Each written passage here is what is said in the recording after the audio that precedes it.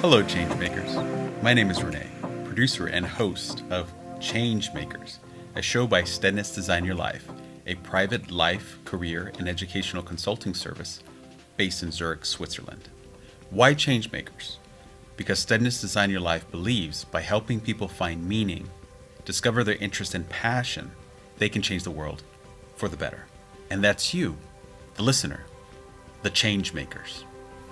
Today we'll be discussing 3 tips to help you overcome your stress during exams.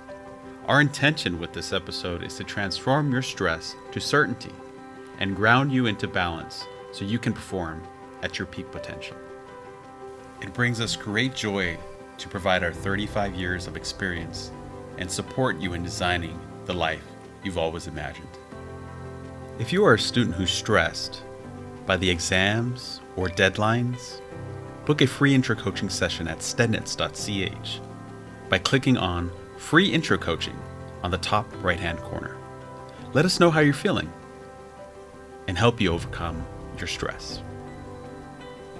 Now, I'm going to invite our consultant, Stephanie Meister, to join us as she breaks down these 3 tips. Welcome, Stephanie.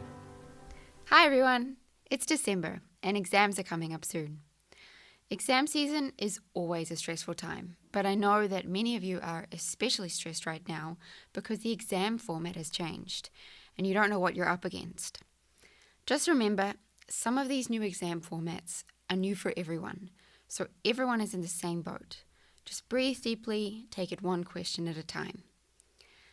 Here are 3 tips to help you study effectively and lower your stress levels so you can really prepare yourself for your exams. Tip number 1 is to create your own study space. Preparation is everything, and I don't just mean preparation for the exam, but also preparation for studying. Make sure you have everything you need, if that's water, brain-boosting snacks, but also things like a candle or plants, note paper, different colored highlighters, whatever it is that you need. A beautiful, functional study space not only improves your motivation and your mood, but also your concentration.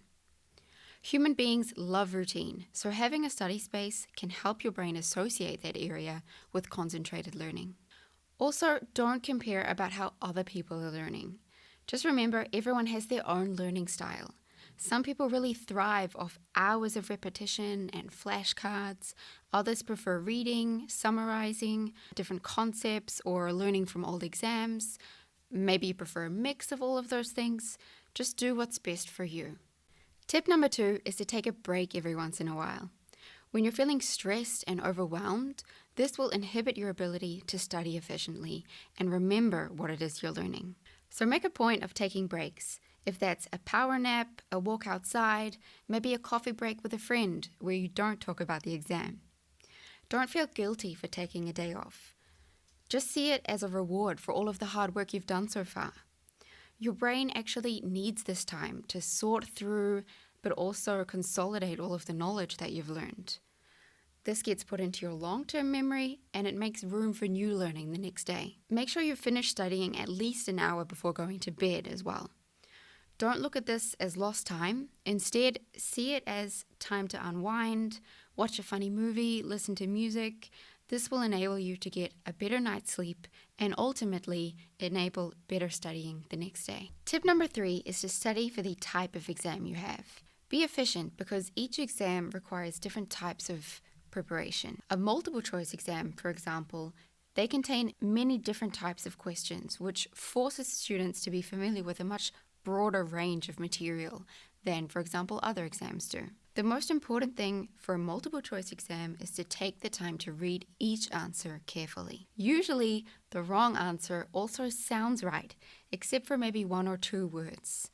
So all of the sensors in your brain are going ding, ding, ding, that's all the right stuff that I learned, but there might be a word like always or never in there, for example, which leads it to actually being incorrect. For multiple choice questions, make sure you know your definitions and your functions well, because these are the types of questions that are usually asked. Practice writing and answering multiple choice questions with your friends. A different type of exam is an open question exam. Here, you need to make sure you focus on the main concepts, but also what links them together or what sets them apart. Think about how you could critique these concepts or how it could look differently in the future. For open question exams, it's always important to back your arguments up with examples. Don't worry too much about exact dates or exact definitions for this type of exam. A third option is an open book exam. This exam is all about preparing your material. Don't make the mistake of not studying because it's an open book exam. You do need to study, but also make sure you know where to find each topic or concept in your textbook. Highlight relevant definitions or dates. Usually textbooks also have a summary at the end of each chapter. Make sure you know these summaries, that you can write down all of that information off by heart. But if you need to know more exact information, then you can go and find it in the book. So, those are my 3 study tips to combat a stressful exam season. Study for the type of exam you have, make sure to plan in study breaks, and create your own study space that will facilitate your learning. Happy learning, everyone! Last episode, we discussed how to reorient yourself if you dropped out of uni, how you can overcome the fear of failure, discuss critical questions to ask yourself, and some potential next steps. Stephanie answered a couple of questions, and one stood out to me that I wanted to follow up on. The question was, because the uni experience changed due to COVID, how can I, the student, be sure that it was the topic that wasn't right for me, instead of the current situation that made me drop out? This is a wonderful question. Let's take a step back and analyze the situation. If students are taking their test online, then it is possible that the study techniques they would use for taking a test in person may not transition for preparing for an online test. And this can certainly cause anxiety.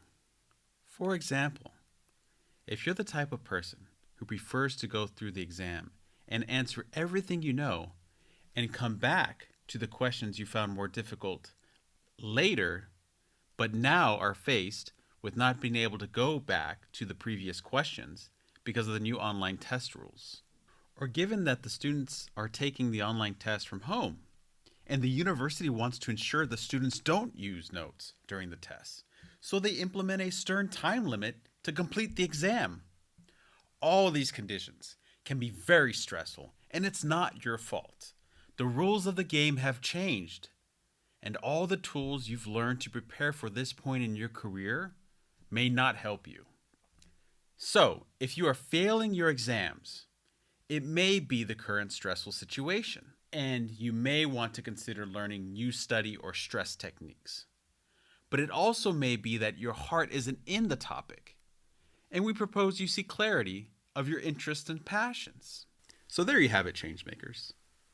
If you have any questions or you have a topic you wish for us to discuss, please leave them in the comments below or email us at info@stedtnitz.ch. And if you wish to connect with us one-on-one, you can also book a free intro coaching session at stedtnitz.ch. I wish you much joy in your studies. Be well and create a great day.